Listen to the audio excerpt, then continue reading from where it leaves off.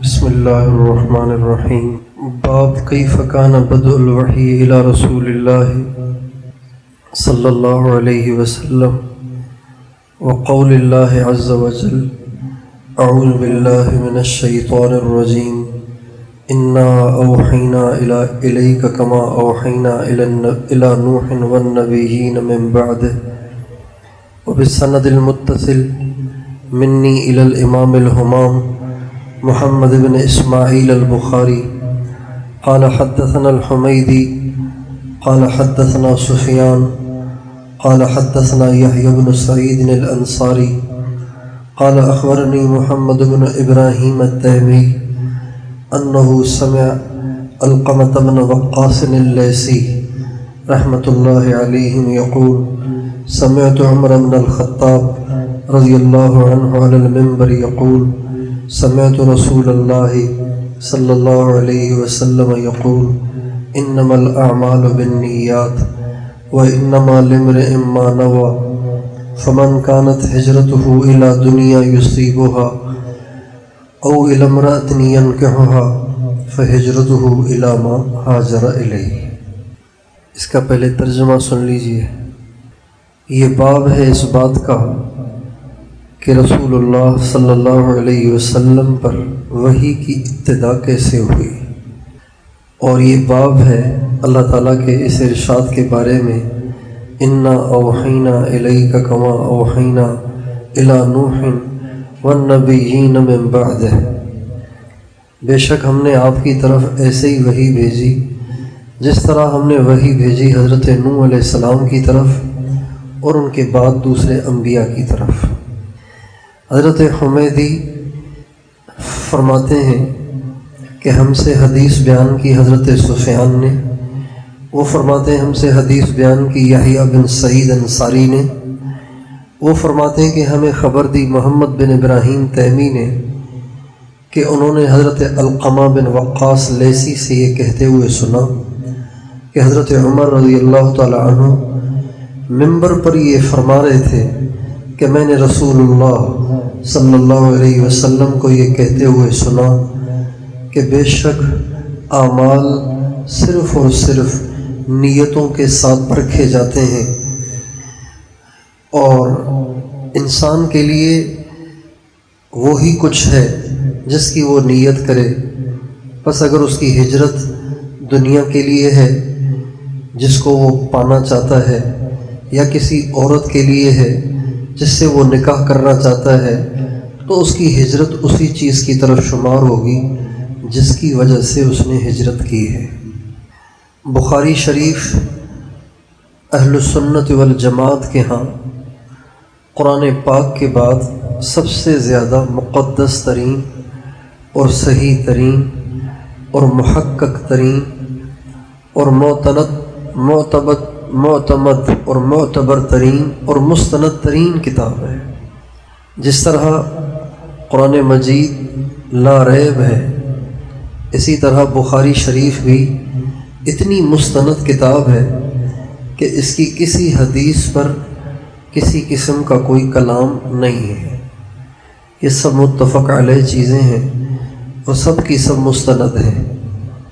حضرت امام بخاری رحمۃ اللہ علیہ کی اس کتاب کے اتنا زیادہ معتبر اور مستند ہونے کی وجہ امام بخاری کی ذات نہیں ہے۔ بہت سے لوگوں کو یہ شبہ ہوتا ہے کہ امام بخاری کی اس کتاب کو اتنا مستند ماننے کی کیا وجہ ہے؟ کوئی امام بخاری نبی تھے کہ جن کی بات غلطی سے پاک ہے، یا کیا مسئلہ ہے؟ تو امام بخاری نے صرف یہ کتاب نہیں لکھی، امام بخاری کی اور بہت کتابیں ہیں۔ حدیث کی کتاب ہے الادب المفرد، وہ امام بخاری کی کتاب ہے، لیکن امام بخاری کی اس کتاب کا درجہ وہ نہیں ہے جو اس کا ہے۔ اس سے پتہ چلتا ہے کہ اس کتاب کے درجے کی وجہ امام بخاری کی ذات نہیں ہے۔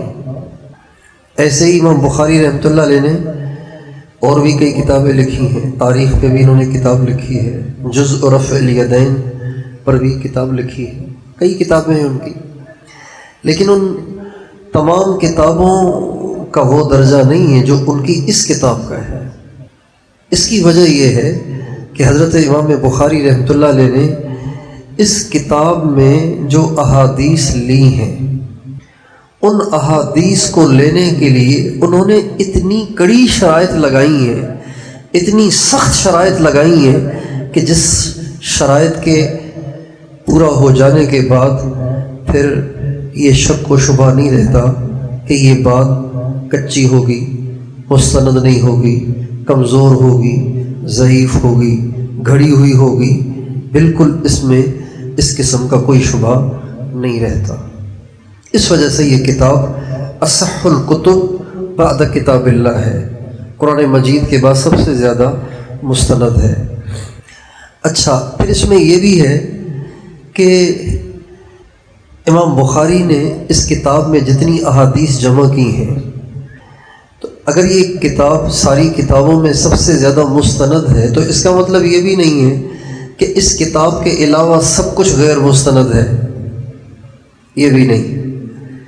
دو الگ باتیں ہیں، ایک یہ ہے کہ اس میں جو کچھ ہے مستند ہے، ایک یہ بات ہے، اور ایک یہ بات ہے کہ جو کچھ مستند ہے وہ اسی میں ہے۔ ان دونوں باتوں میں فرق ہے، ان دونوں باتوں میں فرق ہے۔ اس کتاب میں جو کچھ ہے وہ مستند ہے، اس کا مطلب یہ ہے کہ اس کتاب کی تو کوئی بات کچی نہیں، لیکن یہ بھی ہو سکتا ہے کہ کچھ مستند باتیں تو ہوں لیکن اس کتاب سے باہر کسی اور کتاب میں ہوں۔ اور اگر یوں کہا جائے کہ جو کچھ مستند ہے وہ سب اسی میں جمع ہے، یہ ٹھیک نہیں ہے، اس لیے کہ بہت سی احادیث امام بخاری نے اپنی کتاب میں نہیں لکھی ہیں، جبکہ وہ بھی بالکل مستند ہی ہیں۔ اس لیے اس بات کا سمجھنا لازمی ہے۔ اگر یہ بات ہم نہیں سمجھیں گے تو پھر ہم کہیں گے بخاری میں دکھاؤ، ہر بات کہیں گے بخاری میں دکھاؤ۔ بھائی ہر بات بخاری میں ہونے کا دعویٰ تو ہم نے کیا ہی نہیں، کسی نے بھی نہیں کیا۔ یہ بھی چیز بخاری میں دکھاؤ، اچھا جی قرآن میں دکھاؤ، اچھا جی بخاری میں دکھاؤ، ہم ان دونوں سے باہر کہیں نہیں جاتے۔ تو ان دونوں میں تو کامل چیز ہے ہی نہیں، قرآن اجمالی ہے اور حدیث کی کتاب میں تو چند ہزار حدیثیں ہیں بخاری شریف میں، تو سارا دین تو 4000 حدیثوں میں نہیں ہے۔ تو اس لیے اس بات کا سمجھنا ضروری ہے کہ جو کچھ مستند ہے وہ سارا ہی کچھ اس کتاب میں جمع نہیں کیا ہے انہوں نے، بس انہوں نے اس کا التزام کیا ہے کہ اس کتاب میں جو ہو وہ مستند ہو۔ ایک آدمی کہے گا جی میری دکان میں جتنی چیزیں ہیں نا وہ سب 1 نمبر ہیں، اس میں کوئی بھی 2 نمبر چیز نہیں ہے، تو اس کہنے سے یہ لازم نہیں آتا کہ دنیا کی ساری 1 نمبر چیزیں اس دکان میں ہیں، اس سے باہر کوئی 1 نمبر چیز ہے ہی نہیں، یہ تو مطلب نہیں ہے اس کا۔ اس لیے آج کل بہت سے گمراہ قسم کے اسکالر بخاری کے لیبل کو استعمال کر کے لوگوں کو گمراہ کرتے ہیں اور ان کے عقائد کو خراب کرتے ہیں، اور وہ یہ باور کراتے ہیں کہ دین کو ہم نے خود سے سمجھنا ہے اور قرآن سے اور بخاری سے سمجھنا ہے، اس سے باہر نہیں جانا ہے ہمیں۔ اس لیے آپ دیکھیں گے کہ وہ آپ کو بار بار بخاری کی حدیث کا نمبر بھی بتائیں گے، اور بخاری میں یہ، بخاری میں یہ، بخاری میں یہ، اتنا آپ ان کا تکرار سنیں گے کہ آپ سمجھیں گے کہ شاید یہ بخاری شریف کے حافظ ہیں۔ اس لیے اس بات کا سمجھنا لازمی ہے کہ سارا دین بخاری میں نہیں، بخاری میں جو کچھ ہے وہ سب مستند ہے، لیکن اور بھی بہت سا مستند ہے جو بخاری سے باہر ہے۔ چنانچہ بہت سے محدثین نے احادیث جمع کی ہیں اور اس کے آخر میں لکھا ہے صحیح علی شرط البخاری، صحیح علی شرط مسلم، صحیح علی شروط الشیخین۔ یہ حدیث، اس حدیث کی صحت کا درجہ بالکل وہی ہے جو بخاری شریف کی صحت کا درجہ ہے، اس حدیث کی صحت کا درجہ بالکل وہی ہے جو مسلم شریف کی حدیث کی صحت کا درجہ ہے۔ بہت سے محدثین نے بہت سی ایسی احادیث اور ایسی کتابیں لکھی ہیں۔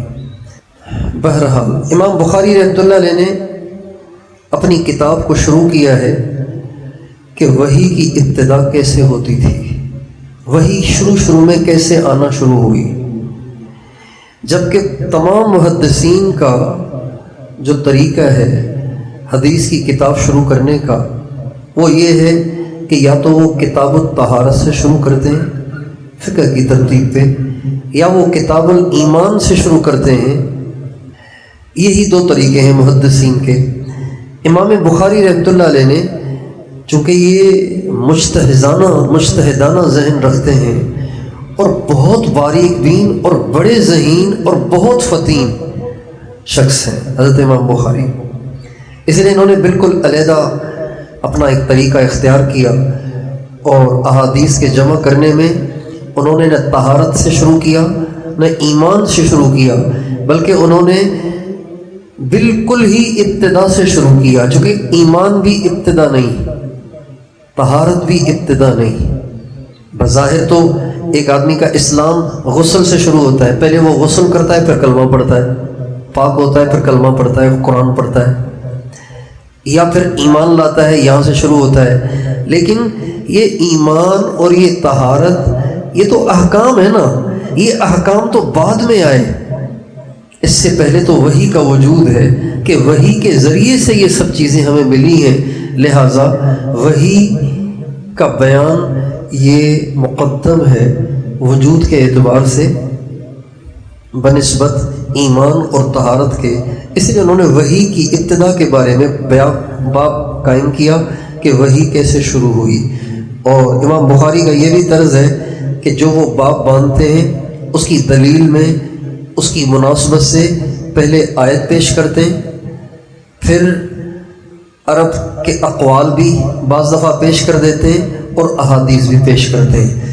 یہاں پہ امام بخاری رحمۃ اللہ علیہ نے باب تو قائم کیا وحی کی ابتدا کا، اور جو حدیث ذکر اور آیت بھی اسی سے جوڑ کھانے والی، اسی کی مناسبت والی ذکر کی، انا اوحینا الیک کما اوحینا الی نوح والنبیین من بعدہ، کہ جس میں وحی کا تذکرہ ہے، لیکن جو حدیث ذکر کی ہے اس کا وحی سے کوئی دور کا بھی جوڑ نہیں ہے۔ تو علماء کرام اس کے جواب میں کہتے ہیں کہ امام بخاری رحمۃ اللہ علیہ نے باب تو بے شک قائم کیا وحی کے حوالے سے، لیکن حدیث سب سے پہلی وحی کے بارے میں نہیں لائے، بلکہ سب سے پہلی جو حدیث لائے ہیں وہ نیت کو صحیح کرنے کے بارے میں لائے ہیں، اس لیے کہ گویا امام بخاری رحمۃ اللہ علیہ پڑھنے والے اور پڑھانے والے کو ابتدائی سے خبردار کرنا چاہتے ہیں کہ طالب علم صاحب، مدرس صاحب، آپ نے بخاری شریف شروع تو کر لی لیکن نیت تو ٹھیک کر لیں، ایسے نہ ہو کہ نیت ہی ٹھیک نہ ہو، اس لیے کہ نیت کا درجہ پہلے ہے، نیت پہلے ہوتی ہے، عمل بعد میں ہوتا ہے۔ تو ہم اس ترجمۃ الباب سے مناسب احادیث بعد میں ذکر کریں گے، پہلے ہم آپ کی نیت کی تجدید کراتے ہیں کہ آپ صرف اللہ کو راضی کرنے کی نیت سے پڑھیں، اس لیے کہ اگر آپ نے اللہ کو راضی کرنے کی نیت سے نہ پڑھا بلکہ علامہ فہامہ بننے کی نیت سے اور لوگوں پہ اپنے علم کی دھاک بٹھانے کی نیت سے پڑھا تو آپ کا یہ علم آپ کے لیے قیامت کے دن پکڑ کا باعث بنے گا۔ ہمارے نبی کا ارشاد ہے، جو شخص اس لیے علم سیکھے کہ اس سے صفحاء سے مناظرے کرے اور لوگوں پہ اپنے علم کی دھاک بٹھائے، اللہ تعالیٰ قیامت کے دن نہ اس کا فرض قبول کریں گے نہ اس کا نفل قبول کریں گے۔ بہت نازک مسئلہ ہے یہ بہت نازک مسئلہ ہے۔ ہمارے بزرگ تھے حضرت مولانا ظاہر شاہ صاحب رحمۃ اللہ علیہ، رائے کے ابتدائی بزرگوں میں سے تھے۔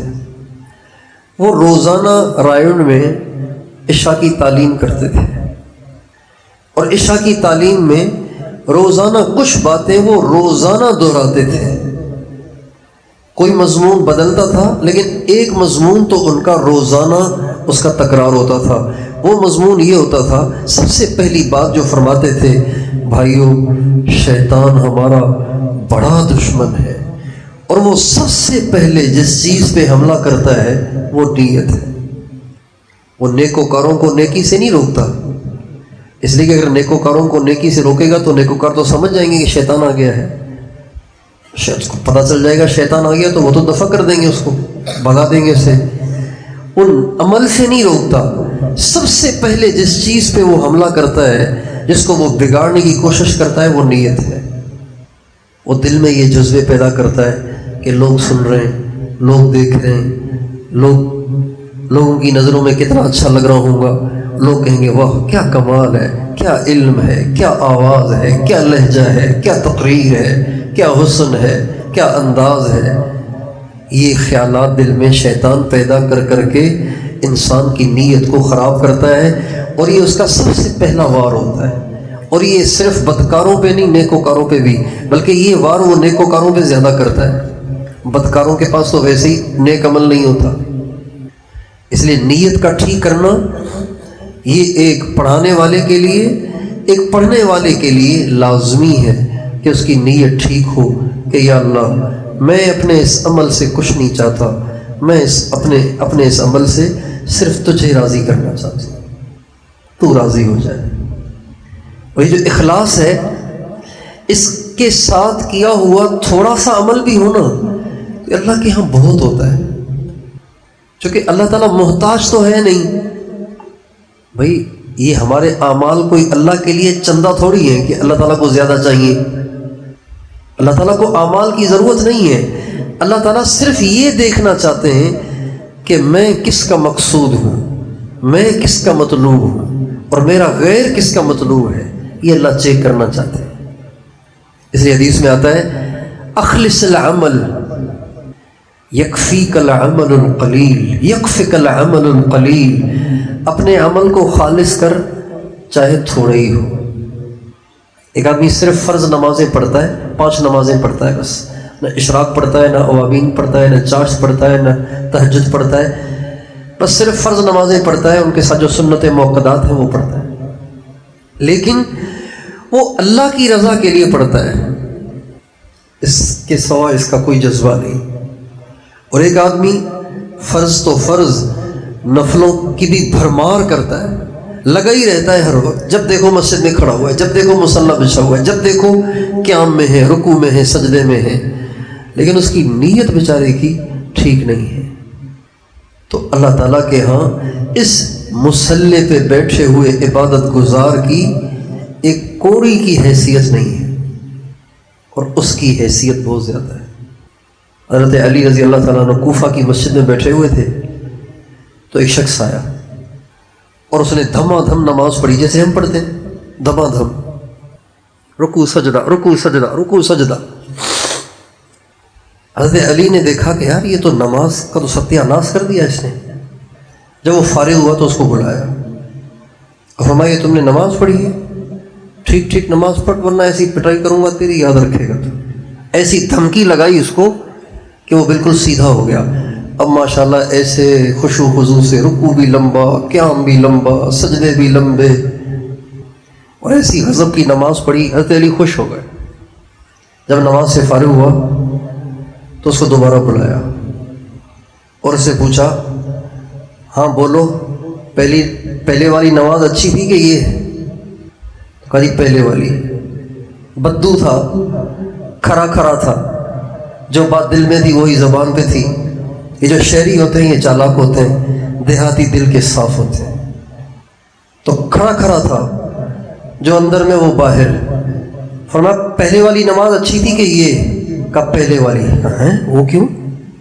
کب پہلے والی اللہ کے لیے تھی، دوسرے والی آپ کے لیے تھی، اس لیے وہ اچھی تھی۔ پہلے جیسی کیسی پڑھی، دھما دھم اور ٹھکا ٹھک، لیکن وہ اللہ کے لیے تھی، اس میں آپ مجھے دیکھ رہے ہیں، اس کا مجھے کوئی وہم و گمان اور خیال بھی نہیں تھا، ہوتا تو میں تو اور بنا بنا کے پڑھتا، وہ تو تھا ہی نہیں میرے دل میں، لیکن اب کے جو پڑھی ہے نا تو وہ ساری نماز میں بس یہی دھیان رہا کہ امیر المومنین دیکھ رہے ہیں۔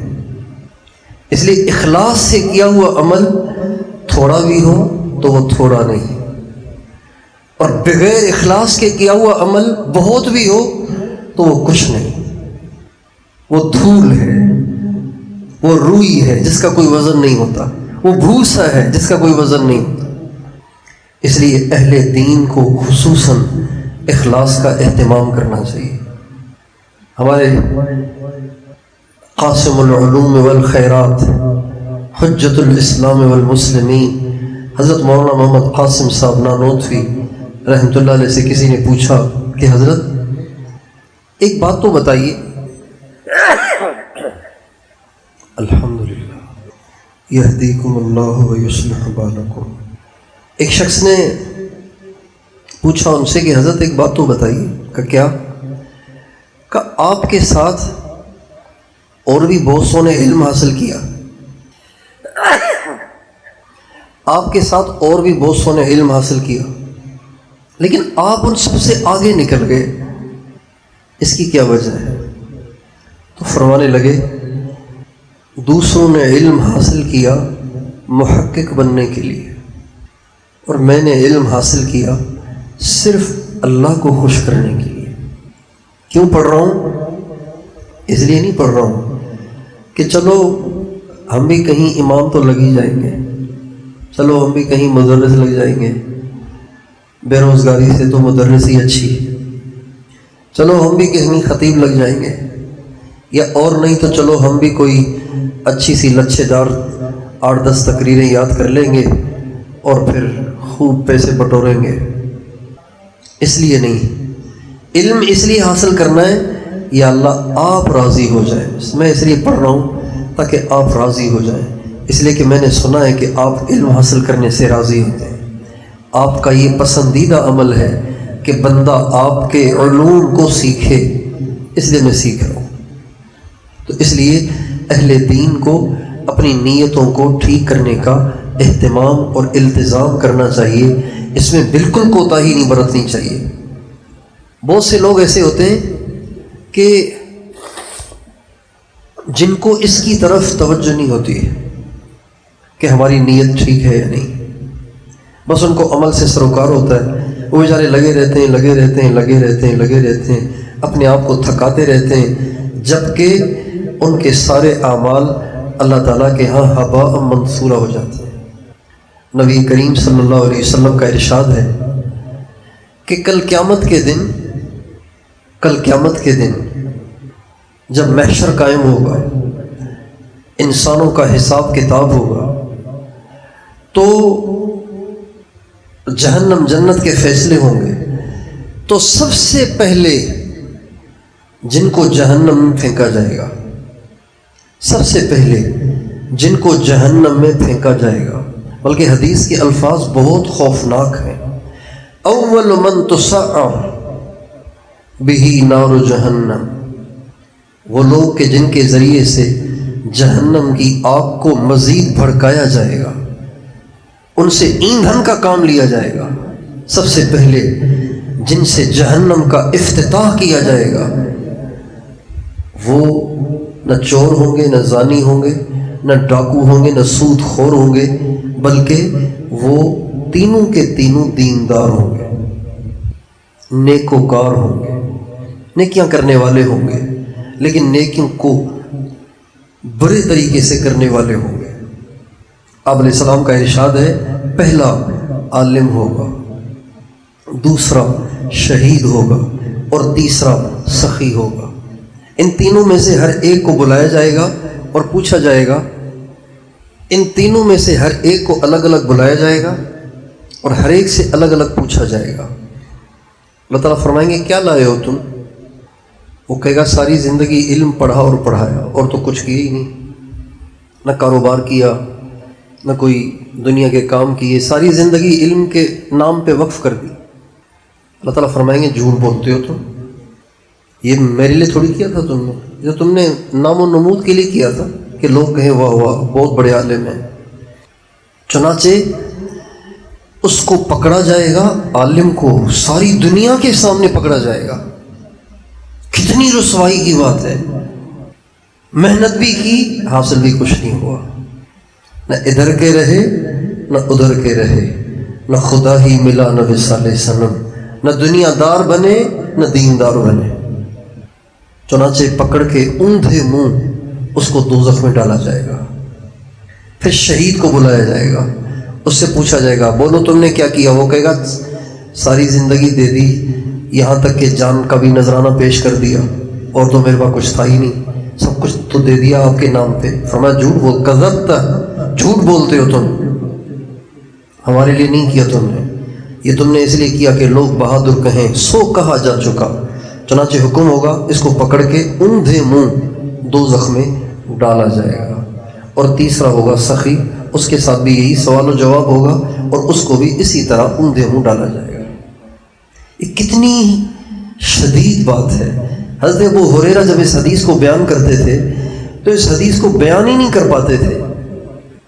جب اس حدیث کو بیان کرتے تھے تو کئی دفعہ بے ہوش ہوتے تھے، کئی دفعہ بے ہوش ہوتے تھے. اس لیے اللہ تعالی ہمیں اس کی توفیق دے کہ ہم ہر نیکی سے پہلے اپنی نیت کو ٹھیک کریں. ہمارے احناف کے فقہا نے اسی وجہ سے زبان سے نیت کرنے کو مستحسن قرار دیا، اسی وجہ سے تاکہ تجدید ہو جائے. 4 رکعت عشاء واسطے اللہ کے، کہتے ہیں نا واسطے اللہ کے، حالانکہ یہ کہنے کی ضرورت ہی نہیں ہے بھائی. جب آپ نے گھر سے چلے تو عشاء کی نیت، وضو کیا تو عشاء کی نیت، صف میں آ کے کھڑے ہوئے تو عشاء کی نیت، امام جو آگے کھڑا ہوا ہے وہ بھی عشاء پڑھانے کے لیے کھڑا ہوا ہے، کوئی ظہر پڑھانے کے لیے تو نہیں کھڑا ہوا. اور نماز تو پڑھتا ہی آدمی اللہ کے لیے ہے، لیکن تجدید کے طور پر کہا جاتا ہے کہو 4 رکعت عشاء واسطے اللہ کے. اس لیے ہمیں اپنی نیتوں کو ٹھیک کرنا چاہیے. اس پہ ایک چھوٹا سا واقعہ بھی سن لیجئے. ہمارے حضرت مولانا الیاس صاحب رحمۃ اللہ علیہ جو تبلیغ کے بانی ہیں، اپنی صدی کے مجدد ہیں، ان کے پاس قطب الارشاد حضرت مولانا شاہ عبد القادر رائے پوری رحمۃ اللہ علیہ کا بہت آنا جانا رہتا تھا. دونوں حضرات کی آپس میں بہت مناسبت تھی، بہت تعلق تھا. تقریباً ہم عمر تھے، 2-3 سال حضرت رائے پوری مولانا الیاس صاحب سے بڑے تھے عمر میں. تو مولانا الیاس صاحب رحمۃ اللہ علیہ کو حضرت شاہ عبد القادر رائے پوری حضرت دہلوی کہا کرتے تھے، حضرت دہلوی. تو ایک دفعہ تشریف لائے ہوئے تھے نظام الدین، تو 2 بچوں کو وہاں دیکھا، ایک مولانا یوسف صاحب، ایک مولانا انعام صاحب. یہ بھی دونوں ہم عمر ہیں، 2 سال کا فرق ہے. ہم سبق پڑھے بھی کٹھے، رہے بھی کٹھے، فارغ بھی کٹھے ہوئے، شادیاں بھی ایک ساتھ ہوئیں، اور دونوں کے گھر میں 2 بہنیں گئیں حضرت شیخ الحدیث مولانا محمد زکریا صاحب کی. تو دونوں آپس میں ہم زلف بھی ہوئے. اب یہ دونوں تھے چھوٹے، حضرت رائے پوری کا وہاں آنا ہوتا تھا. تو ایک دفعہ ان دونوں کو دیکھ کے فرمایا بھائی تمہیں بھی حضرت دہلوی نے کچھ کرنے کو بتایا کہ نہیں بتایا، یعنی تمہیں بیعت کر کے کوئی ذکر فکر بتایا کہ نہیں بتایا. تو کہا جی ہمیں تو کچھ نہیں بتایا. چنانچہ مولانا الیاس صاحب جب تشریف لائے تو کہا حضرت ان بچوں کو بھی تو کچھ بتائیں نا، ان پہ بھی کچھ نظر کرم کریں. کہا اب بہت اچھا. چنانچہ مولانا الیاس صاحب نے ان دونوں بچوں کو بلایا اور دونوں سے فرمایا وضو کر کے آؤ. یہ وضو کر کے آئے اور دونوں کو اپنے سامنے بٹھا کے ان کو بیعت کیا. پھر فرمایا اللہ برکت دے. بیعت کرنے کے بعد یہ دعا دی اللہ برکت دے. پھر فرمایا انشاءاللہ برکت ہی ہے. پھر اس کے بعد کوئی وظیفہ نہیں بتایا، کوئی ذکر نہیں بتایا، کوئی ورد نہیں بتایا. 2 کام بتائے. ایک تو یہ بتایا کہ جتنے یہاں مہمان آتے ہیں بڑھ چڑھ کے ان کی خدمت کرو تم دونوں، ایک کام. دوسرا کام یہ بتایا کہ ہر کام سے پہلے نیت کرو. بس یہ تمہارا وظیفہ ہے. جو بھی کام کرو نا نیت کرو. بھائی کھانے پہ بیٹھے ہو کیوں کھا رہا ہوں، نیت کرو پھر کھاؤ. بیت الخلا جا رہا ہوں کیوں جا رہے ہو، بھائی نیت کرو پھر جاؤ. کوئی اچھی نیت بناؤ. کسی سے بات کرنی ہے نیت کرو، کسی کے ساتھ بیٹھنا ہے نیت کرو، کہیں جانا ہے نیت، اٹھ کے آ جانا ہے تو نیت. ہر کام سے پہلے نیت کرو تاکہ زندگی فضول کاموں سے خالی ہو جائے. اس لیے کہ حدیث میں آتا ہے من حسن اسلام المرء ترکہ ما لا یعنیہ. اس کا اسلام حسین بنتا ہے کہ جو فضول کام کرنا چھوڑ دیتا ہے۔ ہم اگر اپنی زندگی میں غور کریں گے نا، ہم جتنے یہ اکثر دیندار طبقہ بیٹھا ہوا ہے، ہم اپنی زندگی میں غور کریں گے تو ہماری زندگی میں زیادہ تر کام لغو ہے، زیادہ تر کام موبائل کا ضرورت کا استعمال کم ہے، لغو زیادہ ہے، فضول زیادہ ہے۔ کھانا ضرورت کا کم ہے، چسکوں کا زیادہ ہے۔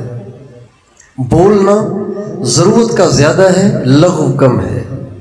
ضرورت کا کم ہے، لغو زیادہ ہے۔ اگر آپ صبح سے لے کے شام تک قلم لے کے بیٹھیں اور صبح سے لے کے شام تک کے سارے اپنے الفاظ کو لکھیں، پھر آپ حساب لگائیں گے تو آپ پہ یہ بات واضح ہوگی کہ 90% تو میں نے خواہ بکواس کی ہے، خواہ کی باتیں کی ہیں، 90 سے بھی زیادہ۔ ضرورت تو 5 جملوں کی تھیں تو 50 جملے بولے ہوئے میں نے۔ اور یہ فضول جو بولنا ہے نا، یہ چھوٹا نقصان نہیں ہے، بہت بڑا نقصان ہے۔ اس کو لوگ نقصان نہیں سمجھتے۔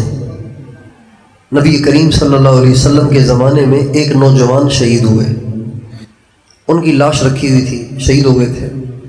تو ان کی والدہ آئی اور آ کے اپنے بچے کی لاش پہ کھڑی ہو کے کہنے لگی، بیٹا تجھے مبارک ہو، تو پکا جنتی ہے، بیٹا تجھے جنت مبارک ہو۔ یہ ماں آ کے بیٹے سے کہہ رہی ہے، اللہ کے راستے کا شہید تھا۔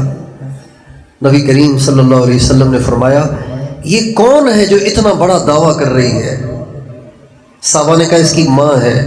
فرمایا اس کو بتاؤ کہ تمہیں کیا خبر کہ شاید تمہارے بیٹے نے کوئی ضرورت سے زیادہ بول دیا ہو، تو تم کیسے اس کو جنت کی بشارت دے رہی ہو؟ جب اس نے ضرورت سے زیادہ کوئی فضول بول دیا ہے تو اس کو تو حساب دینا پڑے گا، تو پھر جنت میں کیسے جائے گا؟ پہلے حساب دے گا۔ فضول بول اتنا مضر ہے کہ شہید کو بھی جنت سے روکا جا سکتا ہے، اتنا برا ہے یہ فضول بول۔ قرآن مجید میں اللہ تعالیٰ نے ایمان والوں کی صفات بیان کی ہیں 18ویں پارے کے شروع میں سورہ مومنون میں۔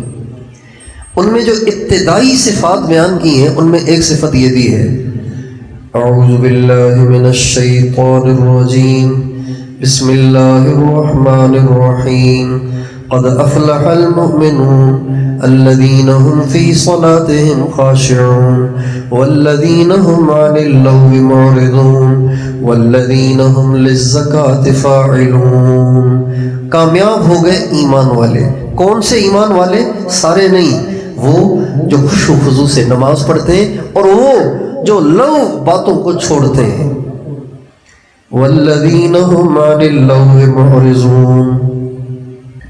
تو حضرت مولانا الیاس صاحب نے اپنے ان دونوں نوجوانوں سے فرمایا، ایک بیٹا اور ایک رشتہ دار، ان دونوں سے فرمایا دو کام کرو۔ ایک تو آنے والے سارے مہمانوں کی خوب ڈٹ کے خدمت کیا کرو، بڑھ چڑھ کے کیا کرو۔ جب بڑھ چڑھ کے آنے والے مہمانوں کی خدمت ہوگی تو پھر طبیعت میں صاحبزادگی اور شہزادگی نہیں رہے گی اور تواضع آ جائے گی، اور تواضع صفات کی بنیاد ہے۔ جو آدمی خدمتیں کرتا رہتا ہے نا تو اللہ تعالیٰ اس میں تواضع رکھتے ہیں، اور جو خدمتیں چھوڑ دیتا ہے تو وہ پھر متکبر ہو جاتا ہے۔ اس لیے خدمت کرنے کو کبھی نہیں چھوڑنا چاہیے۔ کسی کو پانی پلانا، کسی کو کھانا پیش کرنا، دسترخوان بچھا دینا، دسترخوان اٹھا دینا، دسترخوان صاف کر دینا۔ ابھی یہ جو نوجوان بچے بخاری شریف پڑھ رہے ہیں ابھی عالم بن جائیں گے، تو عالم بننے کے بعد مخدوم نہ بنے، خادم ہی رہیں۔ خادم پہلے بنتا ہے، مخدوم بعد میں بنتا ہے۔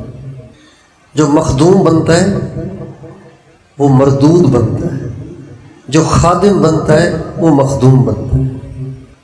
اس لیے مولانا الیاس صاحب نے فرمایا بھائی تم نے بڑھ چڑھ کے نا اپنے آنے والے مہمانوں کی خوب ٹکا کے خدمت کرنی ہے، ایک کام۔ اور دوسرا یہ کہ ہر کام سے پہلے نیت۔ کسی کو آپ کچھ دینے لگے ہیں پہلے نیت کریں پھر دیں۔ کسی کو آپ کھانے کی آفر کرنے لگے، بھائی آئیے آپ بھی کھا لیں تھوڑا سا، اس سے پہلے نیت کریں کس لیے کہہ رہے ہیں آپ، ویسے ہی سر سے اتارنے کے لیے کہہ رہے ہیں یا واقعی دل سے کہہ رہے ہیں؟ اور لوگ ویسے ہی کہتے ہیں، ان کی عادت ہوتی ہے، اور پھر جب وہ بیچارے پہلی دفعہ کہنے کے بعد ہی آگے بیٹھ جائیں تو ان کے لیے پریشانی شروع ہو جاتی ہے، یار میں نے تو ایک دفعہ کہا تھا یہ تو آگے بیٹھ ہی گئے، اس لیے اخلاص سے نہیں کہا تھا، اب سر پہ آ گئی۔ کوئی بھی کام کریں اس سے پہلے نیت کریں۔ چنانچہ ان دونوں بچوں نے ان دونوں باتوں کو ایسا پلے باندھ لیا کہ خوب کیا ان دونوں باتوں کو۔ کچھ مہینوں کے بعد حضرت قطب الارشاد حضرت مولانا شاہ عبد القادر صاحب رائے پوری رحمۃ اللہ علیہ تشریف لائے، تو چونکہ وہ بہت صاحب نظر تھے، بڑے صاحب کشف، بہت ہی بڑے اللہ والے تھے۔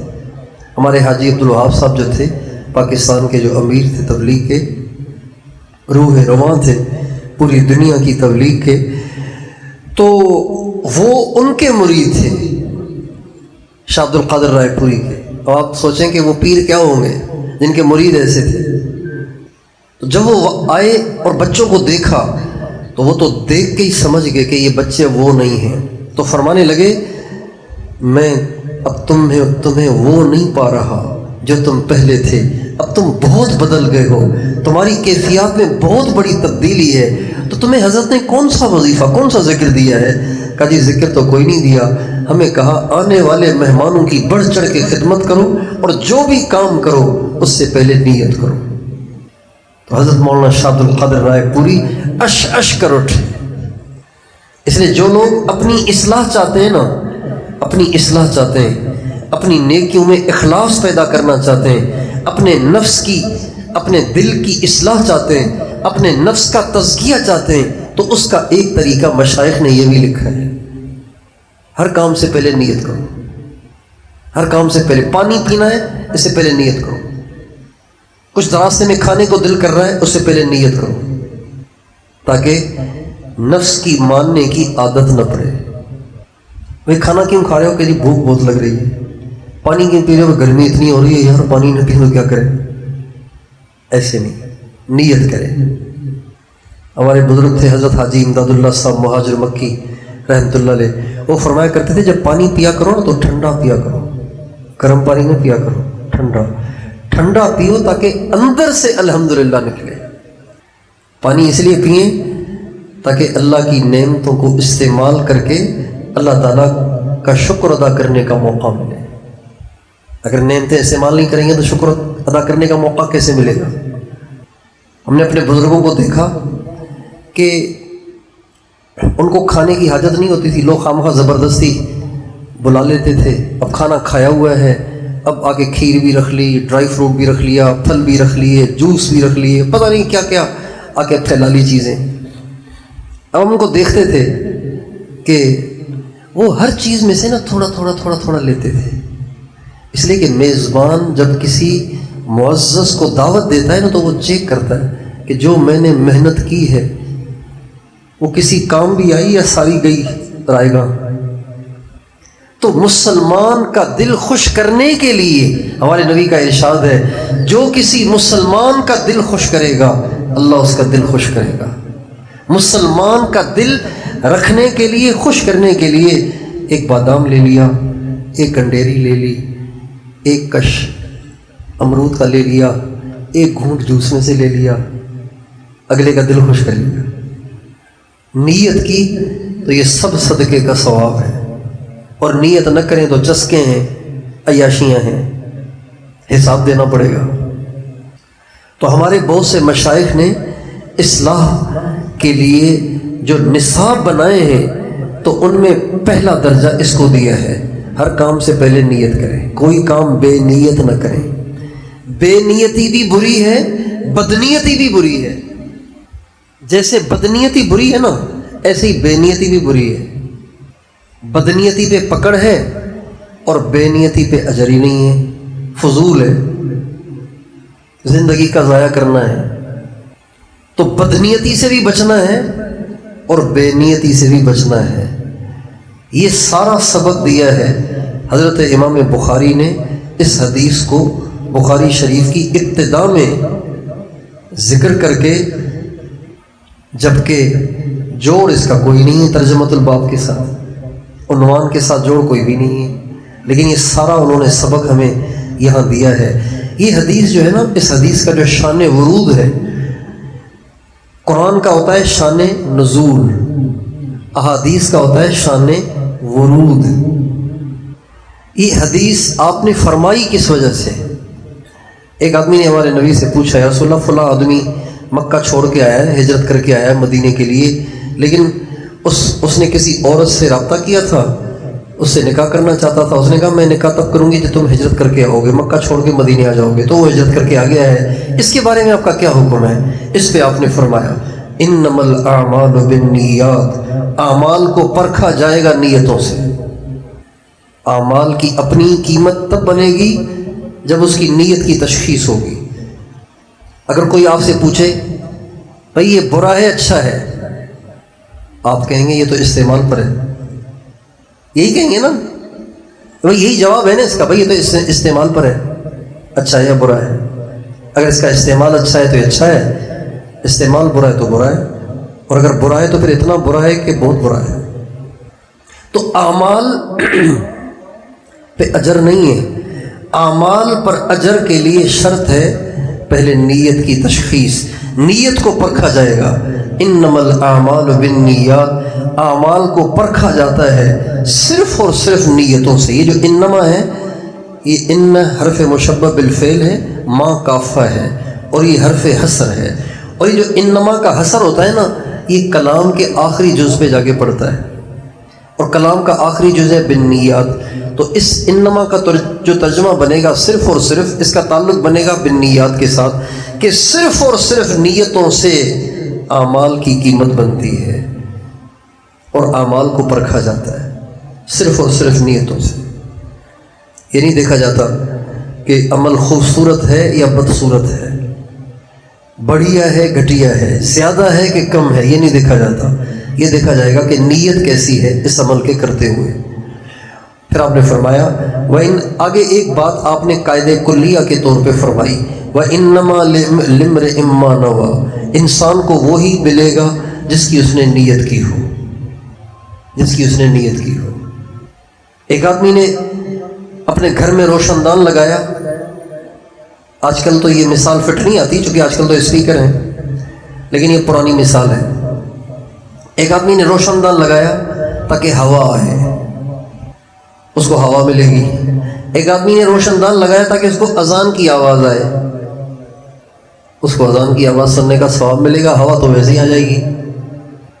یہ بات ہے، وَإِنَّمَا لِامْرِئٍ مَّا نَوَىٰ، جس کی وہ نیت کرے گا نا اس کو وہی ملے گا، دوسرا نہیں ملے گا، وہی ملے گا جس کی نیت کی تھی۔ جو شہرت کی نیت کرے گا بس اس کو نام ہی ملے گا، باقی مرنے کے بعد پھر اس کی خوب پٹائی ہوگی۔ پھر فرمایا فَمَنْ كَانَتْ هِجْرَتُهُ إِلَىٰ دُنْيَا يُصِيبُهَا أَوْ إِلَىٰ امْرَأَةٍ يَنكِحُهَا، جس نے دنیا کی نیت کی یا کسی عورت سے شادی کی نیت کی اور اس نیت سے ہجرت کی، تو اس کی ہجرت اللہ کے لیے نہیں، عورت کے لیے یا دنیا کے لیے شمار ہوگی۔ تو اللہ تعالیٰ مجھے اور آپ کو اپنی نیتوں کو ٹھیک کرنے، بد نیتی سے بھی بچائے اور بے نیتی سے بھی بچائے۔ جب بھی آپ جتنے طلبہ بیٹھے ہوئے نا، جب بھی سبق پڑھیں زبان سے یہ کہہ لیا کریں، یا اللہ میں یہ سبق تجھے خوش کرنے کے لیے پڑھتا ہوں۔ آپ اس کا اثر دیکھیں گے، اس سبق میں نور دیکھیں گے، اس سبق میں برکت دیکھیں گے، اس سبق سے اپنے دل میں ایک کیفیت محسوس کریں گے۔ اگر آپ اس نیت سے سبق پڑھیں گے تو ہر سبق سے پہلے یا اللہ میں تجھے خوش کرنا چاہتا ہوں۔ اسی طرح اگر میں جا کے کسی LCD کے سامنے بیٹھ جاؤں تو آپ کو برا لگوں گا، میں آ کے بخاری کے سامنے بیٹھ گیا ہوں، اب تو آپ کو اچھا لگ رہا ہوں کہ نہیں؟ بس مجھے یہی چاہیے کہ میں آپ کو اچھا لگوں، دنیا کو چاہے برا لگوں۔ کوئی لبرل قسم کا دین بیزار آدمی ہوگا، وہ یہاں سے گزرے ہوگا کہ دیکھو دنیا کے فارغ ترین لوگ، بیکار ترین لوگ دیکھو بیٹھے ہوئے ہیں پلاسٹک کی تپائیاں لے کے، دنیا چاند پہ پہنچ گئی، یہ پلاسٹک کی تپائیاں لے کے بیٹھے ہوئے ہیں ابھی تک۔ جو دین بیزار آدمی گزرے گا اس کو یہ منظر اچھا نہیں لگے گا، لیکن اللہ کو یہ منظر بہت اچھا لگے گا، اور لگ رہا ہے کہ میرے بندے اپنی جوانیوں کی خواہشات کو کچل کر دبا کر میرے محبوب کے کلام کو سامنے لیے بیٹھے ہوئے اللہ کو کتنے اچھے لگیں گے. یا اللہ میں یہ چاہتا ہوں کہ تجھے اچھا لگوں. ہمارے ایک بزرگ تھے، وہ بن سور کے جا کے مصلی میں بیٹھا کرتے تھے. ہم لوگ تو بن سور کے آئینے پہ کھڑے ہوتے ہیں نا، لوگوں سے پوچھ رہے ہیں اچھا بھائی یہ کپڑے کیسے لگ رہے ہیں، یہ سوٹ کیسا لگ رہا ہے، یہ جوتا کیسا لگ رہا ہے، یہ گھڑی کیسی لگ رہی ہے. وہ مصلی میں بیٹھ کے اللہ سے مناجات کرتے تھے. یا اللہ سر پہ پگڑی بھی تیرے نبی کی سنت کے مطابق باندھی ہے، چہرے پہ داڑھی بھی تیرے نبی کی سنت کے مطابق سجائی ہے، لباس بھی تیرے نبی کے مشابہ تر پہننے کی کوشش کی ہے. یا اللہ آپ بتائیں کہ میں آپ کو کیسا لگ رہا ہوں. میں کسی سے نہیں پوچھتا کہ کیسا لگ رہا ہوں، میں آپ سے پوچھتا ہوں کہ کیسا لگ رہا ہوں. حدیث قدسی میں اللہ تعالیٰ فرماتے ہیں یا ابن آدم کم تتزین للناس وہل تزینت لاجلی. میرے بندے تو لوگوں کے لیے کتنا بنتا سنورتا ہے، کبھی میرے لیے بھی بنا سنورا ہے؟ اللہ کو وہ آنکھ نہیں اچھی لگتی جس کو کاجل لگا ہوا ہو. اللہ کو وہ آنکھ اچھی لگتی ہے جو کسی غیر محرم پہ نہ پڑتی ہو. اللہ کو وہ زبان اچھی نہیں لگتی جو فٹافٹ بولتی ہے اور فصاحت اور بلاغت کے دریا بہا دیتی ہے. اللہ کو وہ زبان اچھی لگتی ہے جو چاہے توتلی ہی ہو لیکن بولے تو اللہ کے لیے بولے، چاہے توتلی ہی ہو.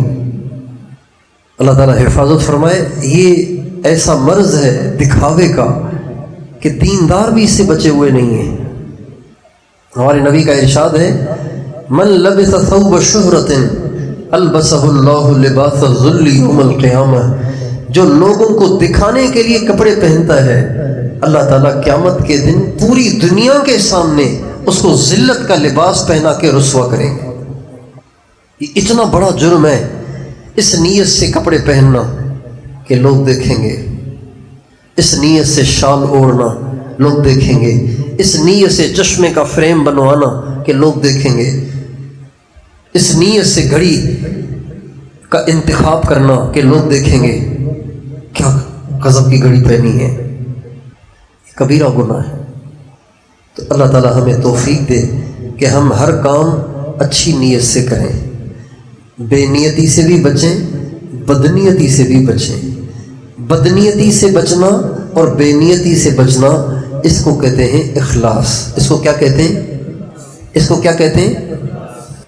مولانا الیاس صاحب رحمۃ اللہ علیہ نے مولانا الیاس صاحب رحمۃ اللہ علیہ نے جو تبلیغ کے 6 نمبر بنائے نا، 6 نمبر بنائے، ان میں اپنی ذات کے لیے جو نمبر بنائے ان میں سب سے آخر میں رکھا ہے اخلاص کو.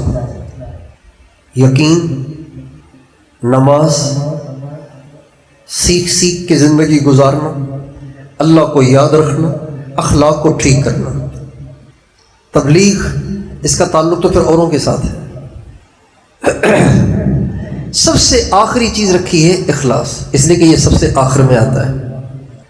اسی کی وجہ سے اعمال نے قبول ہونا ہے اور اس میں کوتاہی سے اعمال نے مردود ہونا ہے. تو یہ جو اخلاص ہے یہ مشکل بھی ہے، ضروری بھی ہے. نماز پڑھنا آسان ہے، اللہ کے لیے پڑھنا مشکل ہے. خیرات کرنا آسان ہے، اللہ کے لیے کرنا مشکل ہے. بیان کرنا آسان ہے، اللہ کے لیے کرنا مشکل ہے. بخاری کا درس دینا آسان ہے، اللہ کے لیے درس دینا مشکل ہے. اب میں نے درس دے دیا، میں بھی کہوں گا شکر ہے بھئی 1 گھنٹہ تو نمٹ گیا، لیکن اللہ کے لیے کرنا آسان نہیں ہے، بہت مشکل کام ہے. اور یہ اخلاص خود نہیں آتا، اس کو لانا پڑتا ہے. اس کے لیے بھی محنت ہے، اس کے لیے بھی محنت ہے. ہر چیز کی محنت ہے نا، ہر چیز کی محنت ہے، اس کی بھی محنت ہے. ایک محنت ہے دنیا میں دین کی فضا بنانے کی، عموماً دین کی فضا بنے، اس کی محنت کا نام تبلیغ ہے. عمومی فضا بنے، ہر آدمی دین کو سمجھتا ہو، دین کو جانتا ہو، ہر آدمی کے اندر دین کی رغبت ہو، دین کا شوق ہو، اس کو کہتے ہیں یہ چیز تبلیغ سے آتی ہے. یہ تبلیغ کے بغیر نہیں آتی. بھئی ایک آدمی دین سے بیزار ہے، تاش کھیل رہا ہے، آپ اس کے پاس جائیں گے، اس کو سمجھائیں گے تو اس میں دین کی سمجھ آئے گی نا، خود کیسے آئے گی؟ تاش کھیلتے ہوئے تو دین کی سمجھ نہیں آئے گی۔ دینی ذہن بنے اور دین کی رغبت اور شوق پیدا ہو، جس محنت سے یہ ہوتا ہے اس کا نام تبلیغ ہے۔ بات سمجھ میں آ رہی ہے؟ تھوڑا سا فرق ہوگا، بات میں ذہن نشین رکھیں تاکہ ہر کام کی الگ الگ اہمیت ہمارے ذہنوں میں ہو، اور کسی ایک محنت کی وجہ سے ہم دوسری محنتوں کی نفی نہ کریں اور گنہگار نہ ہوں اور اللہ کو ناراض کرنے والے نہ ہوں۔ جس محنت سے دین کی رغبت اور دین کا شوق اور دین کی طرف رجحان ہوگا عمومی طور پر، اس محنت کو تبلیغ کہتے ہیں۔ اور جس محنت سے دین کی سمجھ آئے گی، حرام اور حلال کی تمیز ہوگی، جائز اور ناجائز کی تمیز ہوگی، غلط اور صحیح کی تمیز ہوگی، مسنون اور مکروہ کی تمیز ہوگی، اس کو علم کہتے ہیں، طلب علم کہتے ہیں۔ یہ مدرسوں کا کام ہے، یہ علماء کا کام ہے۔ یہ صرف یہی کر سکتے ہیں، ہر آدمی نہیں کر سکتا، اور ہر آدمی کو کرنا بھی نہیں چاہیے، بہت خطرے کی بات ہے۔ بہت سے لوگوں کو عادت ہوتی ہے مسئلے بتانے کی، مسئلہ پوچھو عالم سے اور عالم سے پہلے ہی وہ فتویٰ دینا شروع کر دیتے ہیں۔ یہ بہت بڑی جرت اور یہ بہت بڑی غلطی ہے، ایسے کبھی بھی نہیں کرنا چاہیے۔ ہم لوگ سفر کرتے رہتے ہیں، تو دوران سفر کبھی کوچ میں سفر کرنا ہوتا ہے تو کسی گاڑی والے سے کہتے ہیں کہ یار نماز کا ٹائم اب تنگ ہو رہا ہے، کہیں گاڑی ٹھہرا لیں، نماز پڑھ لیں۔ بھائی سیٹ پہ پڑھ لو، سیٹ پہ پڑھ لو، آپ کے ابا کی شریعت ہے، سیٹ پہ پڑھ لو۔ آپ کیسے فتویٰ دے رہے ہیں سیٹ پہ پڑھ لو؟ اللہ کی شان دیکھیں، صرف دین ہی ایک ایسی چیز ہے کہ جس کو ہر ایک نے اپنی جاگیر سمجھ لیا ہے، جیسے چاہے تصرف کرے۔ کوئی ہے انجینئر اور دین میں تصرف کر رہا ہے، کوئی ہے پروفیسر اور دین میں تصرف کر رہا ہے، اور کوئی ہے ادھر سے اور ادھر سے فارغ، نہ دین کا نہ دنیا کا، وہ آ کے اسکالر بن جاتا ہے۔ ہمارے ہاں میں اپنے گھر جا رہا تھا تو ہمارے گھر کے ساتھ ہی ایک کلینک ہے، تو وہ بیچارے ہیں تو ڈسپینسر، انہوں نے کلینک کھول لیا ہے، اس پہ نام لگا دیا ہے اپنا۔ جب میں آ رہا تھا گھر کی طرف تو ایک موبائل آئی پولیس کی، سپاہی اس میں آئی اور اس کو اٹھایا اور ڈالا گاڑی میں، اور یہ گئے اور وہ گئے۔ لوگوں نے بڑا شور مچایا، لیکن موبائل والے نے سنی نہیں کسی کی۔ کیوں اٹھا کے لے کے جا رہے ہیں؟ انہوں نے بورڈ ڈاکٹر کا لگایا ہے اور کلینک کھولا ہے، جبکہ یہ ڈاکٹر نہیں ہے۔ کیوں؟ یہ جرم ہے پاکستان میں۔ اچھا یہ جرم ہے، یہ جرم نہیں ہے کہ کوئی عالم نہیں ہے اور بیٹھ کے بخاری کے حدیث نمبر بتا کے لوگوں کو گمراہ کر رہا ہے، یہ جرم نہیں ہے۔ ایسی الٹی گنگا بہہ رہی ہے ہمارے یہاں۔ تو یہ عالم کا کام ہے حرام حلال جائز ناجائز یہ سب بتانا۔ صحابہ سب مسائل نہیں بتاتے تھے، وہ ریفر کرتے تھے، جاؤ جا کے عبداللہ بن مسعود سے پوچھو، جاؤ جا کے ابی بن کعب سے پوچھو، جاؤ جا کے معاذ بن جبل سے پوچھو، جاؤ جا کے علی سے پوچھو، عمر سے پوچھو، ابوبکر سے پوچھو رضی اللہ عنہ۔ سارے مسئلے نہیں بتاتے تھے، کوئی صحابی، ہر صحابی مسئلہ نہیں بتاتا تھا، بالکل صحابی رسول ہے لیکن مسئلہ نہیں بتاتا تھا، اور یہ ہر آدمی بتاتا ہے۔ تو جس محنت سے اس کی سمجھ آئے وہ علم کی محنت ہے، اور یہ علماء اور مدارس کا کام ہے۔ عمومی فضا بنے، دین کا شوق پیدا ہو، دین کی رغبت پیدا ہو، اس محنت کو کیا کہتے ہیں؟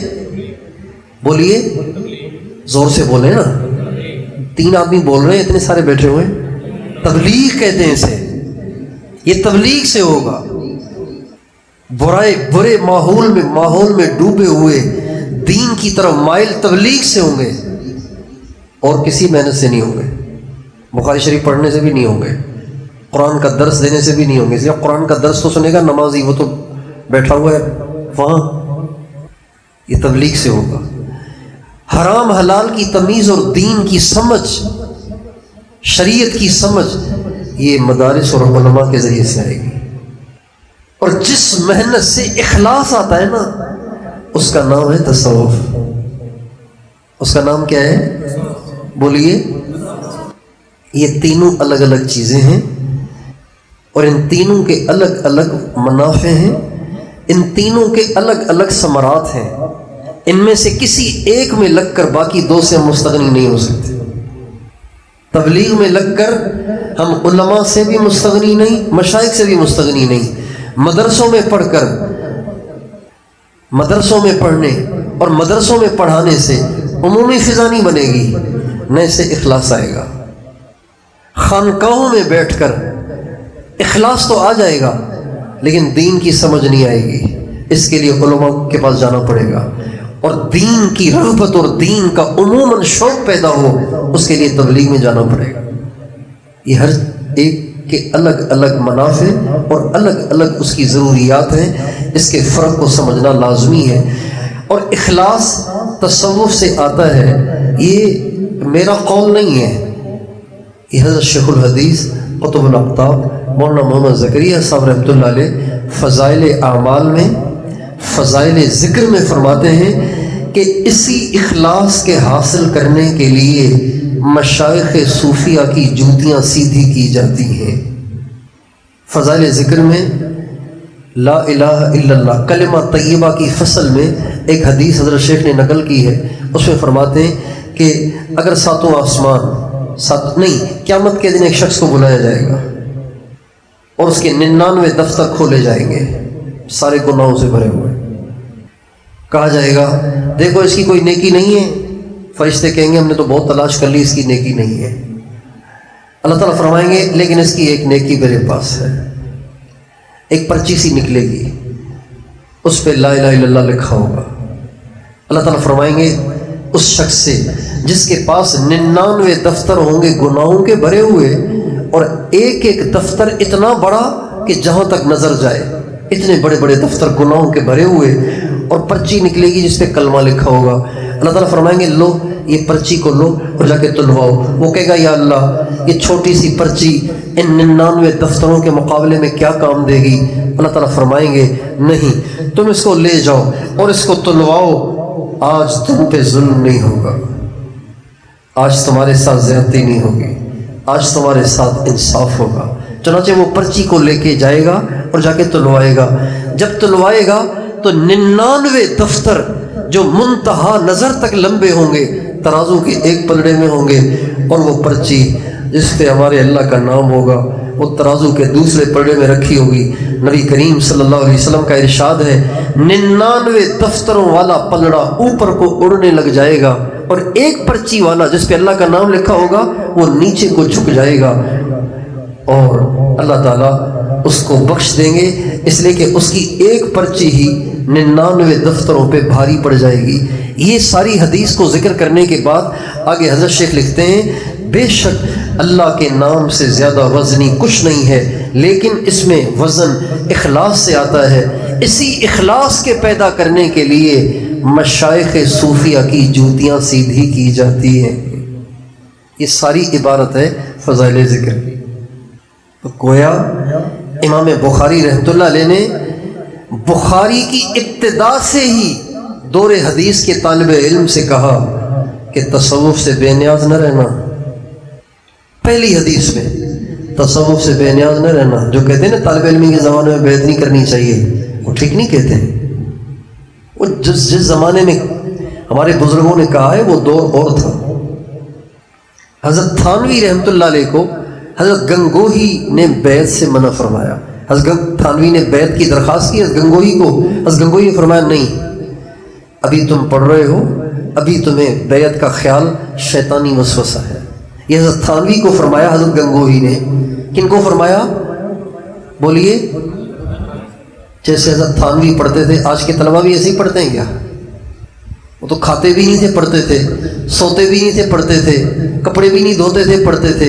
اتنا پڑھنا ان پہ سوار تھا کہ ضروریات تک بھی پوری نہیں کرتے تھے اور پڑھتے رہتے تھے۔ ان کو کہا جا رہا ہے کہ اگر آپ ذکر فکر میں لگ گئے اور روزانہ گھنٹوں گھنٹوں مراقبے کیے تو وہ جو پڑھائی میں آپ جس رفتار سے جا رہے ہیں نا اس میں پھر کمی آ جائے گی. لہٰذا آپ اچھی طرح پہلے پڑھ لیں پھر بیعت ہو جانا. چنانچہ فارغ ہوتے ہی بیعت ہو گئے.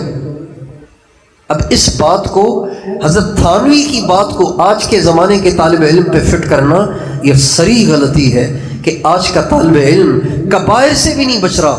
ادھر حدیث پڑھ رہا ہے ادھر فلمیں دیکھ رہا ہے، ادھر علم دین پڑھ رہا ہے ادھر یاریاں لگا رہا ہے.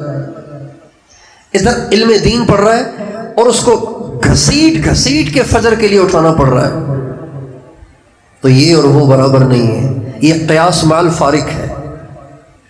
اس لیے امام بخاری رحمۃ اللہ علیہ نے بخاری کے شروع ہی سے دورے کے طلباء کو تصوف کی دعوت دی ہے. اللہ تعالی ہمیں اس کو سمجھنے کی توفیق دے، اپنی نیتوں کو خالص کرنے اور ٹھیک کرنے کی توفیق دے، اور اس کی محنت میں لگنے کی توفیق عطا فرمائے. یہ بھی ایک محنت ہے. حضرت شیخ الحدیث مولانا محمد زکریا صاحب رحمۃ اللہ علیہ سے حضرت مولانا حبیب الرحمن لدھیانوی رئیس الاحرار نے پوچھا کہ حضرت یہ جو تصوف ہے یہ کیا بلا ہے؟ چونکہ وہ مانوس نہیں تھے اس لیے بلا کا لفظ استعمال کیا انہوں نے. یہ نہیں کہا یہ کون سا علم ہے، یہ بھی نہیں کہا کہ کون سی بلا ہے یہ تصوف کیا بلا ہے. تو حضرت شیخ نے فرمایا اچھا یہ بھی کہا کہ آپ اس کا جواب تیار رکھیں، میں جا رہا ہوں کہیں سفر میں، واپسی میں جواب لے لوں گا. حضرت شیخ نے فرمایا اتنا لمبا انتظار کرنے کی ضرورت نہیں، جواب ساتھ ساتھ لیتے جائیں. کہاں بتائیے کہ تصوف کی ابتدا انما الاعمال بالنیات سے ہے، اور تصوف کی انتہا ان تعبد اللہ کأنک تراہ فإن لم تکن تراہ فإنہ یراک پر ہے کہ تصوف میں داخل ہونے والا شخص سب سے پہلے اخلاص کی محنت کرتا ہے، اپنی نیت کو ٹھیک کرتا ہے، اور پھر اس میں ترقی کرتے کرتے کرتے اس مقام پہ پہنچتا ہے. جب وہ عبادت کرتا ہے تو اس کو یہ محسوس ہوتا ہے کہ میں گویا اللہ کو دیکھ رہا ہوں. اس کو احسان کہتے ہیں. تو تصوف کی ابتدا اخلاص سے اور اس کی انتہا اخلاص پر، احسان پر. تو امام بخاری رحمۃ اللہ علیہ نے اخلاص سے متعلق سب سے پہلی حدیث کو ذکر کر کے آپ کو تصوف کی ابتدا کا طالب علم بننے کی دعوت دی ہے. ہمارے حضرت شاہ صاحب شاہ عبداللطیف بھٹائی رحمۃ اللہ علیہ فرماتے ہیں پڑھو تھا پڑھن کڑھن کی نہ قلوب میں. اور جگہ فرماتے ہیں محبت پائے من میں رنڈھا روڑیا جن، محبت پائے من میں رنڈھا روڑیا جن تن جو سرافن اڑ توڑو اگھایو. اخلاص کی دعوت ہے یہ. محبت پائے من میں رنڈھا روڑیا جن تن جو سرافن اڑ توڑو اگھایو. اگھایو کہتے ہیں قبول کرنے کو. صرف یعنی اللہ تعالیٰ نے جنہوں نے محبت کے اللہ کی محبت میں ڈوب کے نیکیاں کی، اللہ تعالیٰ قیامت کے دن ان سے حساب بھی نہیں لیں گے، تولیں گے بھی نہیں. کہیں گے تم میرے عاشق ہو، تم سے کیا حساب کرو، تمہارا مطلوب تو میں تھا، تمہارا مقصود تو میں تھا، اب تم سے کیا حساب لوں. جو عاشق ہوتے ہیں نا، جو مخلص ہوتے ہیں، ان کی چیزیں تولی نہیں جاتی ہیں. ہمارے رائے میں ایک دفعہ ایک پٹھان آیا مشورے میں، بزرگوں کے مشورے میں، اور وہاں پہ بڑے بڑے لوگ بڑی بڑی رقمیں لاتے تھے اور حضرات ان کو ٹھکراتے تھے. ایک عام معمول تھا، کروڑوں کروڑوں لاتے تھے لوگ، اس زمانے کے کروڑوں، آج سے 30-35 سال پہلے کروڑوں لوگ لاتے تھے اور ہمارے بزرگ ان کو ٹھکرا دیتے تھے. نہیں بھائی نہیں چاہیے، 4 مہینے لگاؤ. تم چاہتے ہو کہ مال لگا کے جان چھوٹ جائے، جاؤ یہاں سے مال لے کے جاؤ، ہمیں تمہارے مال کی ضرورت نہیں. کروڑوں اور لاکھوں جہاں ٹھکرائے جاتے تھے، وہاں ایک پٹھان آیا مشورے میں 4 جھاڑو لے کے. کہا جی میں رائے کو ہدیہ کرنے لایا ہوں 4 جھاڑو لایا ہے اتنے بڑے مرکز کو ہدیہ کرنے کے لیے. اور آیا مشورے میں سارے بزرگوں کے سامنے. ہمارے حالہ کے بزرگ تھے حضرت قاضی شوکت علی قریشی صاحب نور اللہ مرقدہ، انہوں نے بہت بڑے زمیندار تھے وہ، انہوں نے سانگھڑ میں اپنی زمین دینا چاہی تبلیغی مرکز کے لیے، تو یہاں کے جتنے بزرگ تھے ان سب کو کہہ دیا، ان کا بھائی ہم نہیں قبول کر سکتے، یہ تو رائے والوں بزرگوں سے بات کرنی پڑے گی۔ تو جو یہاں کے بڑے بڑے تھے انہوں نے رائے کے حضرات سے کہا بھی خود آئے وہ، ایسی زمین قبول کر لو، ہم ایسی زمین تھوڑی قبول کریں گے۔ چنانچہ وہ یہاں سے خاص چل کے گئے اور جا کے بزرگوں کے سامنے پیش ہوئے، حضرت حاجی صاحب عبدالوہاب صاحب کے سامنے، مفتی زین العابدین صاحب کے سامنے پیش ہوئے، اور بزرگوں نے اتنی لمبی تفصیلات لیں، پھر کہیں جا کے ان کی زمین کو قبول کیا کہ آج جو سانگڑ کا مرکز ہے وہ ان کی زمین میں ہے، قاضی شوکت صاحب کی مسجد۔ تو اتنی بڑی بڑی آفریں اتنی مشکل سے قبول ہوتی تھیں، وہ بھی ہر ایک سے نہیں۔ تو یہ پٹھان بیچارہ 4 جھاڑو لے کے آیا، جب وہ جھاڑو لے کے آیا نا تو مولانا ظاہر شاہ صاحب جو مشورے کے امیر تھے وہ 4 جھاڑو لے کے اپنے سر پہ رکھ لیے اور فرمایا قبول ہیں، قبول ہیں، قبول ہیں۔ کیوں؟ اس لیے کہ جو 4 جھاڑو اتنے بڑے بزرگوں کے سامنے پیش کر رہا ہے، اس کی نیت میں کوئی کھوٹ ہو سکتا ہے؟ اس میں کوئی دکھلاوا ہو سکتا ہے؟ جھاڑو دے کے کون دکھاوا کرے گا؟ تو یہ اخلاص جو ہے نا، یہ تصوف سے ہی آتا ہے۔ اللہ تعالی ہمیں ہر دین کے کام کی اہمیت کو الگ سے سمجھ کر اس کو اپنا سمجھنے کی توفیق دے۔ ہمارے بزرگ تھے حضرت مولانا جمشید صاحب، وہ فرماتے تھے سب ہمارے ہم سب کے۔ اب امت کے کتنے ٹکڑے ہوئے ہیں بتائیں نا، کتنے ٹکڑے ہیں امت کے، اور ہم بجائے جوڑنے کے کینچی لی ہوئی ہے اور مزید اسے کتر رہے ہیں، مزید کتر رہے ہیں، مزید کتر رہے ہیں، مزید ٹکڑے کر رہے ہیں۔ ہمارے بزرگ تھے حضرت بابا فرید الدین گنج شکر رحمۃ اللہ علیہ، شیخ الاسلام، بہت بڑے فقیہ، بہت بڑے عالم اور بہت بڑے شیخ تھے۔ یہ صرف صوفی بزرگ نہیں تھے ملنگ، جیسے آج کل چرس پیرے ہوتے ہیں اور کپڑے میلے اور بال بڑے، ایسے نہیں، وہ بہت بڑے عالم تھے۔ شیخ الاسلام ان کا لقب تھا۔ ان کے جو مرشد تھے حضرت خواجہ قطب الدین بختیار کاکی رحمۃ اللہ علیہ نے ان کی تشکیل کی کہ آپ اجودن چلے جائیں۔ اجودن اس زمانے میں پاک پتن کو کہتے تھے، آج کل پاک پتن کہتے تھے، کہتے ہیں، اس زمانے میں اجودن کہتے تھے۔ تو حضرت اجودن آئے اور آ کے ڈیرا ڈال لیا ایک جگہ، جیسے تبلیغ والے جب مسجدوں میں لوگ نہیں چھوڑتے تھے کسی درخت کے نیچے جا کے بیٹھ جاتے تھے، انہوں نے ایک جگہ ٹھکانہ ڈال دیا، بنا لیا۔ اب نیک آدمی کو دیکھ کے بھی آدمی سمجھتا ہے کہ کتنا بڑا اللہ والا ہے، لوگ آنا جانا شروع ہوئے۔ چونکہ نئے تھے تو کبھی کوئی کچھ ہدیہ لے کے آتا، کبھی کوئی کچھ ہدیہ لے کے آتا، حضرت یہ مرغی قبول کر لیں مثلا، حضرت یہ کتاب قبول کر لیں، حضرت یہ مصلی قبول کر لیں، یہ تسبیح عطر قبول کر لیں مثلا۔ ایک شخص آیا حضرت کے پاس کینچی لے کر، کہا حضرت میرے پاس اور کچھ ہے نہیں، کینچی ہے میرے پاس، میرا یہ ہدیہ قبول کر لیں۔ جب اس نے کینچی پیش کی تو حضرت کانپ اٹھے، لرز اٹھے، کھڑے ہو گئے اور فرمانے لگے نہیں نہیں نہیں نہیں نہیں نہیں، کینچی کو لے جاؤ، میں کترنے نہیں آیا ہوں، کاٹنے نہیں آیا ہوں، تم مجھے سوئی دھاگا لاگے تو میں تو جوڑنے آیا ہوں۔ ہمیں کینچی نہیں بننا، ہمیں سوئی دھاگا بننا ہے۔ ہمیں کیا بننا ہے؟ ہم جوڑنے والے بنے، توڑنے والے نہ بنے۔ کسی کو غیر نہ سمجھیں، کسی کو غیر نہ سمجھیں۔ بہت سمجھ لیا غیر، بہت کر دیے ٹکڑے، اب ان ٹکڑوں کو اکٹھا کرنے کی کوشش کریں۔ اس وقت ضرورت ہے، یہ حال کا امر ہے۔ یہ جو اسرائیل کو اتنی جرت ہو گئی ہے غزہ میں قیامت برپا کرنے کی اور نسل کشی کرنے کی، کیوں؟ یہ صرف اس لیے کہ اس کو پتہ ہے کہ یہ اتنے ٹکڑوں میں بٹے ہوئے ہیں کہ انہوں نے نہیں آنا، انہوں نے آنا ہی نہیں، اسے کہ ویسے ہی بٹے ہوئے ہیں۔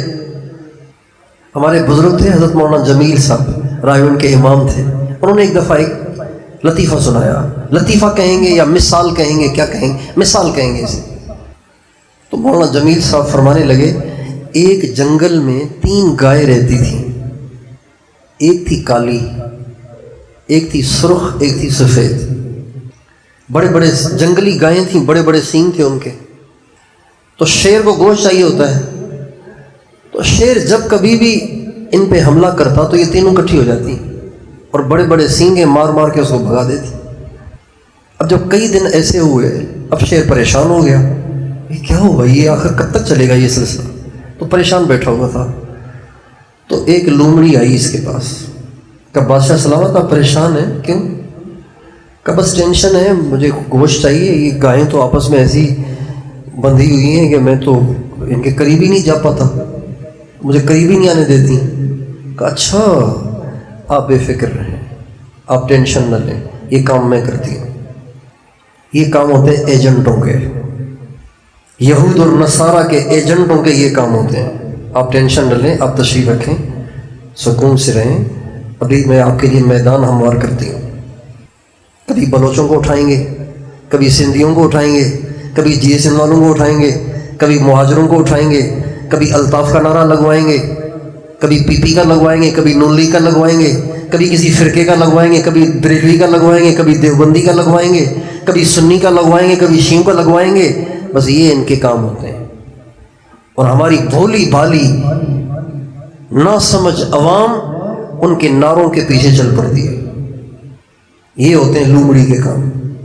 یہ سب لومڑی کا کردار ادا کرنے والے ہیں، جو سندھی ہونے کا، مہاجر ہونے کا، پنجابی ہونے کا، سرائکی ہونے کا، بروہی ہونے کا، پختون ہونے کا، بریلوی ہونے کا، دیوبندی ہونے کا، کسی بھی فرقے کا نعرہ لگاتا ہے اور آوازیں لگاتا ہے اور اوروں کو غیر بتاتا ہے، وہ امت کے ٹکڑے کر رہا ہے، وہ حضور اکرم صلی اللہ علیہ وسلم کی محنت پہ پانی پھیر رہا ہے، وہ حضور کو زخمی کر رہا ہے۔ چنانچہ لومڑی نے کہا آپ ٹینشن نہ لیں، آپ تشریف رکھیں، ابھی دیکھیں میں میدان ہموار کرتی ہوں۔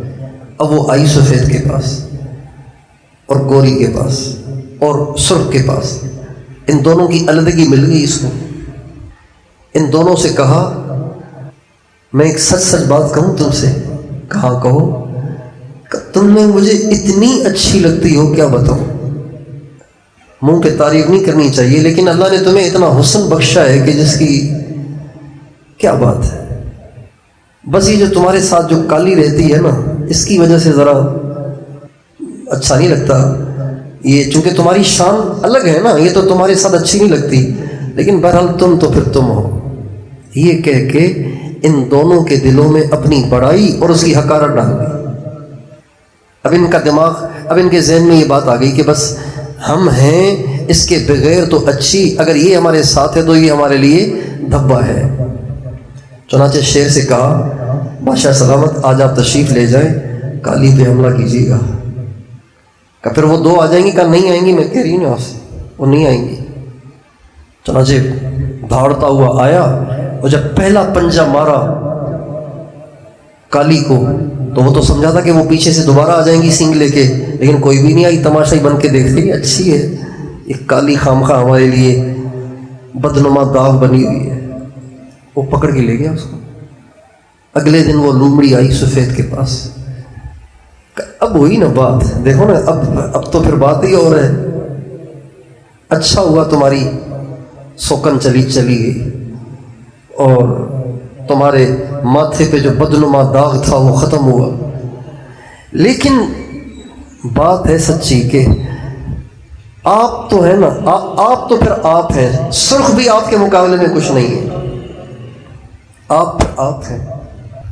جب آپ تنہا ہوں تو ایسے لگتا ہے جیسے کوئی آسمان سے 14ویں کا چاند آ گیا ہے، آپ اتنی خوبصورت لگتی ہیں۔ ابھی یہ الٹی سیدھی باتیں کر کے سرخ کی بھی کمی ڈال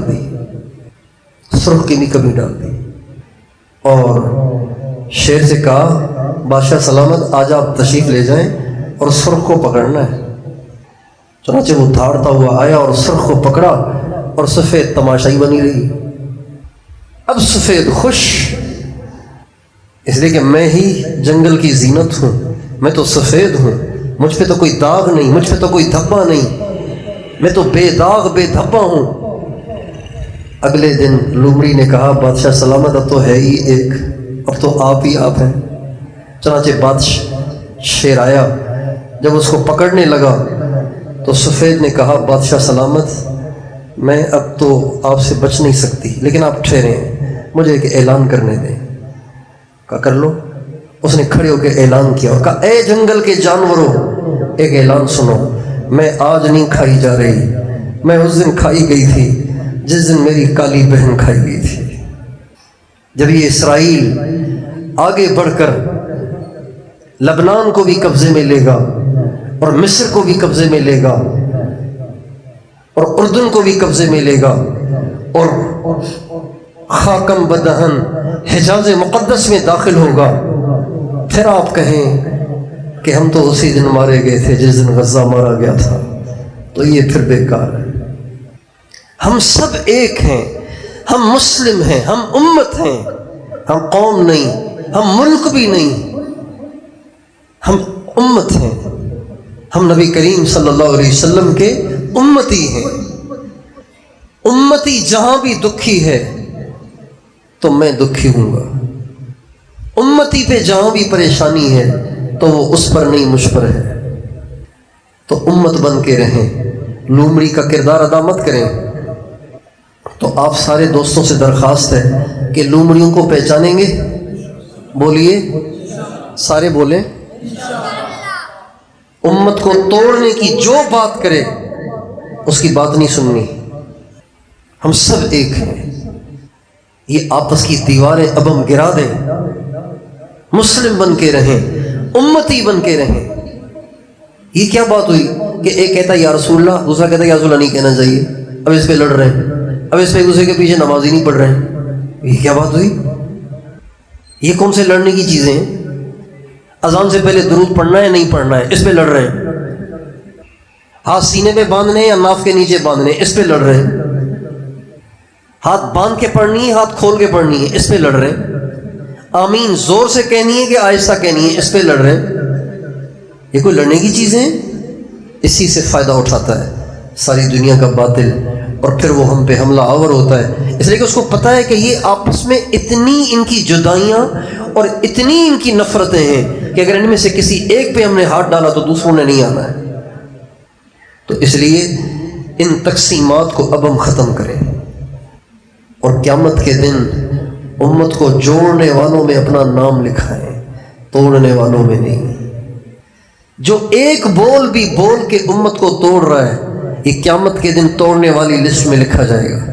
جو جوڑنے کے لیے اپنی بساط کے مطابق کوشش کر رہا ہے، وہ قیامت کے دن جوڑنے والوں میں شمار کیا جائے گا۔ اب آپ خود فیصلہ کریں کہ آپ کو قیامت کے دن نبی کریم صلی اللہ علیہ وسلم کی امت کو ٹکڑے ٹکڑے کرنے والوں کی لسٹ میں شامل ہونا ہے، یا نبی کریم صلی اللہ علیہ وسلم کی امت کے بکھرے ہوئے ٹکڑوں کو جوڑنے والوں کی لسٹ میں اپنا نام پیش کرنا ہے۔